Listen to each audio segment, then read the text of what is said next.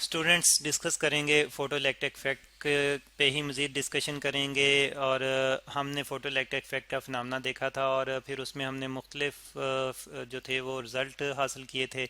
अब उन्हीं रिज़ल्ट को हम एक्सप्लेन करने की कोशिश करेंगे। और सबसे पहले हम जो हमारे पास कॉन्सेप्ट्स हैं, जो थ्योरीज़ हैं, जो लॉज हैं, उनको उनकी मदद से जो है हम इसको एक्सप्लेन करने की कोशिश करेंगे। और पहला पहला जो बात आती है वो क्लासिकल वेव थ्योरी की आती है कि लाइट को अगर हम वेव के तौर पर लें, जो लाइट, क्योंकि हम कहते हैं कि लाइट एक इलेक्ट्रोमैग्नेटिक वेव है, तो फिर उसके मुताबिक हम एक्सप्लेन करने की कोशिश करेंगे कैसे एक इलेक्ट्रोमैग्नेटिक वेव जो है वो किसी मेटल सरफेस के साथ टकराती है और वहाँ से इलेक्ट्रॉन निकालती है। तो फिर यहाँ पे पहले उस कॉन्सेप्ट के मुताबिक हम फोटो इलेक्ट्रिक इफेक्ट को एक्सप्लेन करने की कोशिश करेंगे। तो क्लासिकल वेव थ्योरी। और स्टूडेंट्स, क्लासिकल वेव थ्योरी, जिसको इलेक्ट्रोमैग्नेटिक वेव थ्योरी भी हम कहते हैं, इसकी बेस पे हम कहते हैं कि लाइट जो है ये एनर्जी है और वेव की फॉर्म में प्रोपिगेट करती है। लाइट जो है ये एनर्जी है इलेक्ट्रोमैग्नेटिक वेव की फॉर्म में प्रोपिगेट करती है, यानी कि ऐसी ऐसी वेव है जिसको मीडियम की ज़रूरत नहीं है। मीडियम के पार्टिकल ऑसिलेट नहीं करते, बल्कि यहाँ पे इलेक्ट्रिक और मैग्नेटिक फील्ड ऑसिलेट करते हैं और उनकी ऑसिलेशन की वजह से लाइट जो है वो प्रोपिगेट करती है। ऑसिलेटिंग ऑसिलेटिंग इलेक्ट्रिक और मैग्नेटिक फील्ड की बेस पर लाइट जो है वो प्रोपिगेट करती है। Electric and magnetic fields and magnetic fields. तो प्योरली लाइट का प्योरली वेव बिहेवियर जो है वो यहाँ पे हमें देखने में मिल रहा है, यानी कि लाइट जो है वो वेव है और किस तरह से प्रोपिगेट करती है ये भी हमें समझ में आ गया। और फिर हमने देखा कि एक्चुअली ये एनर्जी का ट्रांसफ़र है। लाइट जो है एक एनर्जी की एक टाइप है जो ट्रांसफ़र होती है ऑसिलेटिंग इलेक्ट्रिक और मैग्नेटिक फील्ड की बेस पर।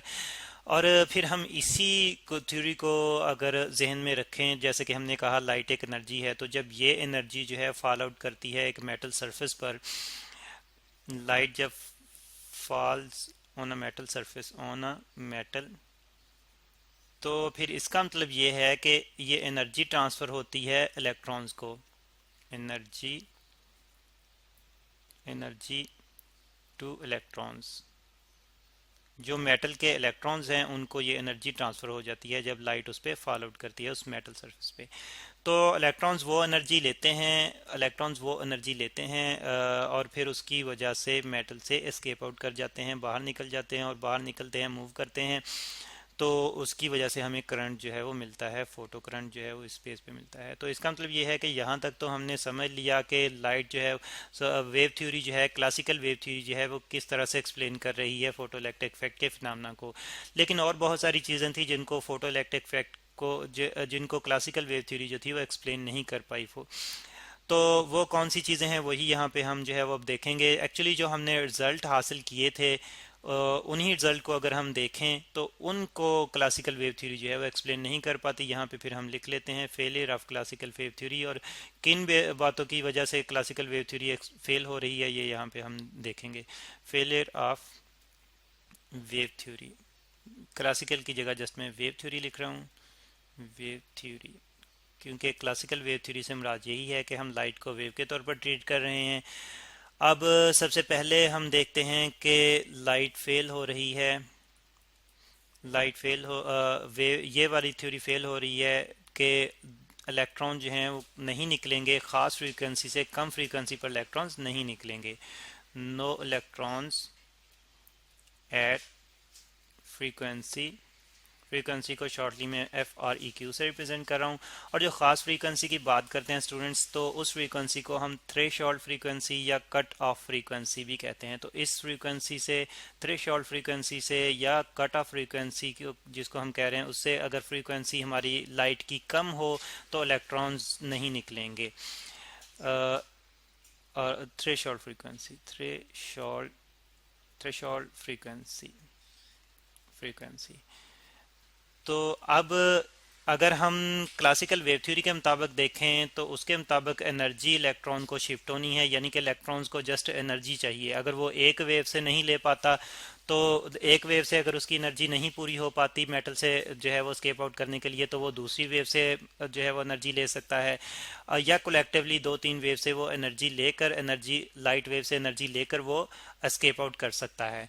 तो यहाँ पे फिर उसका, जैसे कि हम जानते हैं कि फ्रीक्वेंसी जो है वो डायरेक्टली रिलेटेड है एनर्जी के साथ, तो यहाँ पे फिर फ्रीक्वेंसी का साथ इलेक्ट्रॉन्स के निकलने का कोई ताल्लुक नहीं होना चाहिए। अल्टीमेटली इलेक्ट्रॉन्स का लाइट की स्पेसिफिक एनर्जी के साथ जो है वो कोई ताल्लुक नहीं होना चाहिए, बल्कि वो एनर्जी कलेक्टिवली लेकर जो है वो स्केप आउट कर सकता है। तो क्लासिकल वेव थ्योरी के मुताबिक तो ये बात हम कह सकते हैं, लेकिन एक्सपेरिमेंटल रिजल्ट हमें ऐसा जो है वो हमें बताते हैं कि ऐसा नहीं है, बल्कि ख़ास एनर्जी ख़ास फ्रीक्वेंसी से कम फ्रीक्वेंसी पर इलेक्ट्रॉन नहीं निकल पाते।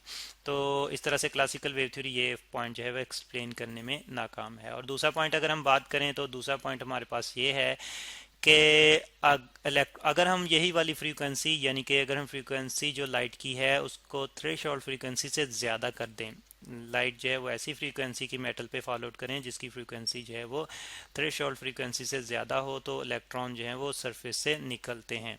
ठीक है, यानी कि इलेक्ट्रॉन्स हमें हासिल होते हैं एट, यहाँ पे फ्रीक्वेंसी को जस्ट एफ से रिप्रेजेंट करूँगा, ग्रेटर देन थ्रेशोल्ड फ्रीक्वेंसी को एफ नॉट से रिप्रेजेंट करूँगा। तो एफ नॉट, तो इलेक्ट्रॉन्स हमें हासिल होते हैं इवन इफ, लेकिन अब क्या प्रॉब्लम है, अगर हम इंटेंसिटी जो है वो लो भी रखें उसके बावजूद हमें इलेक्ट्रॉन्स हासिल होते हैं। इवन इफ इंटेंसिटी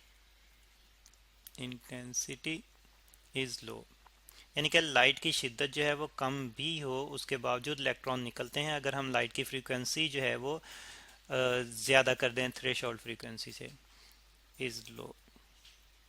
तो ये चीज़ भी क्लासिकल वेव थ्योरी जो है वो हमें एक्सप्लेन करने में नाकाम है कि कम इंटेंसिटी पर कम वेव्स होंगी तो उसके बावजूद इलेक्ट्रॉन जो हैं वो क्यों निकल रहे हैं।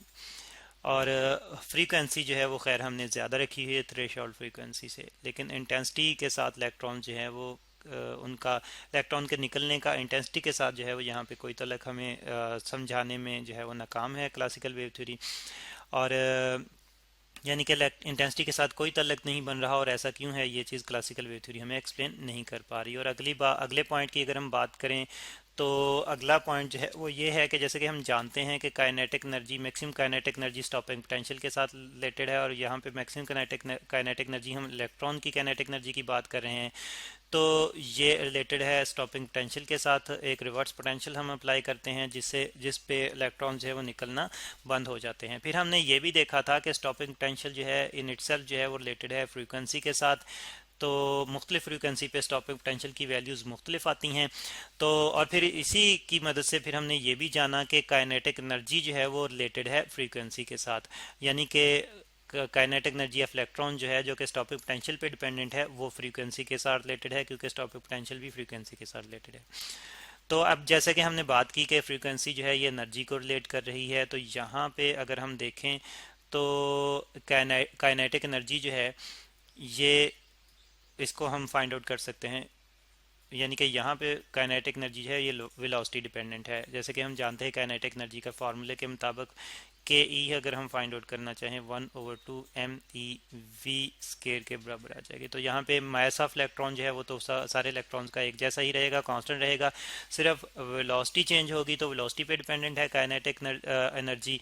और अगर हम बात करें, अगर हम यहाँ पे इंटेंसिटी की बात करें, इंटेंसिटी, तो इंटेंसिटी जो है क्लासिकल वेव थ्योरी के मुताबिक इंटेंसिटी जो है ये एम्पलीट्यूड पे डिपेंडेंट होती है, एम्पलीट्यूड ऑफ वेव। ठीक है, और फिर अगर हम अपना जो हमने ऑसिलेशन का कॉन्सेप्ट जो है वो समझा है, उसके मुताबिक अगर हम देखें तो वेलोसिटी जो है ये भी एम्पलीट्यूड के साथ रिलेट करती है, ये भी एम्पलीट्यूड पे डिपेंडेंट होती है। तो फिर इसका मतलब ये है कि काइनेटिक एनर्जी को फ्रीक्वेंसी की बजाय इंटेंसिटी पे के साथ रिलेशन होना चाहिए, इसका इंटेंसिटी डिपेंडेंट होना चाहिए। लेकिन ये फ्रीक्वेंसी यानी कि अल्टीमेटली एनर्जी के साथ ही क्यों रिलेट कर रही है, वेव की एनर्जी के साथ क्यों रिलेट कर रही है, हालांकि इसका तलब जो है यहाँ पे ऑसिलेशन के कॉन्सेप्ट के मुताबिक इंटेंसिटी के साथ होना चाहिए। तो फिर हम यहाँ पे लिख सकते हैं कि वाई नॉट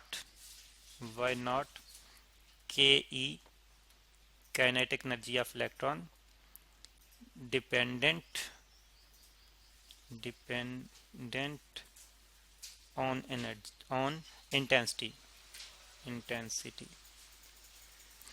और स्टूडेंट्स एक बात और भी यहाँ पे फिर हम देखते हैं कि अगर हम इलेक्ट्रॉन्स के निकलने का प्रोसेस देखें तो इलेक्ट्रॉन्स जो है वो एनर्जी हासिल करेंगे तो फिर उसके बाद ही निकल सकेंगे, लेकिन यानी कि कुछ ना कुछ डिले लाजमी आएगा। लेकिन हम देखते हैं कि कोई डिले नहीं आता, एक्सपेरिमेंट में देखा जाता है कि कोई डिले नहीं आता। तो इस डिले को भी जो है वो क्लासिकल थ्योरी एक्सप्लेन करने में नाकाम है। तो स्टूडेंट्स हमने देखा कि क्लासिकल वेव थ्योरी की मदद से हम फोटो इलेक्ट्रिक इफेक्ट को पूरी तरह से नहीं समझ पाते, तो फिर इसके लिए हमें कुछ और कंसेप्ट का सहारा लेना पड़ता है। तो उनको हम डिस्कस करेंगे नेक्स्ट लेक्चर में।